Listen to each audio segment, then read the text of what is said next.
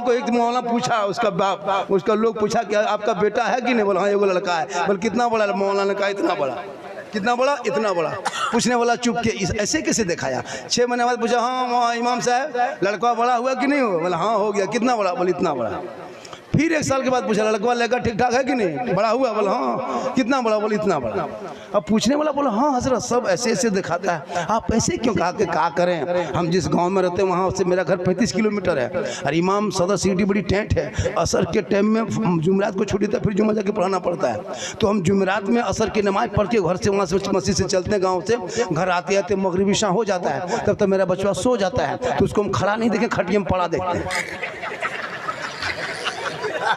जब तक आते तब बचवा सो गया, फिर भोरे उठ के चल देते हैं, फजर की नमाज पढ़ के फिर चल देते हैं। चूंकि घर में जुमा पढ़ाना, बचवा सुतले रहता है, उसको हम कभी खड़ा देखें कि हमेशा खटिया में पड़े देखें, इसलिए बोलते इतना बड़ा हो रहा है, ऐसे बढ़ रहा है। हम ऐसे बढ़ाते देखेंगे तो हम ऐसे देख रहे हैं। ये नया है, ये नया ये हाल होगा इस कौम की हमारे इमाम को। लेकिन याद रखना कल मैदान महशर में जो मस्जिद के इमाम होंगे, जो मुअज्जिन होंगे, उनका सर बुलंद होगा, मस्जिद को लेके चलेंगे, आगे आगे इमाम होंगे, पीछे पीछे मुअज्जिन होगा। वही मस्जिद कल मैदान महशर में निजात का जरिया बनेगा। इसलिए लोगों मस्जिद तामीर करो, मस्जिद को आबाद करो, तब तुम मस्जिद को रोशन करोगे, अल्लाह तेरे घर को रोशन करेगा। तुम मस्जिद को आबाद करोगे, अल्लाह तेरे घर को आबाद करेगा। तुम मस्जिद को सईदों से सजाओगे, अल्लाह तुम्हारे घर को रोजी रोजगार से सजा दे।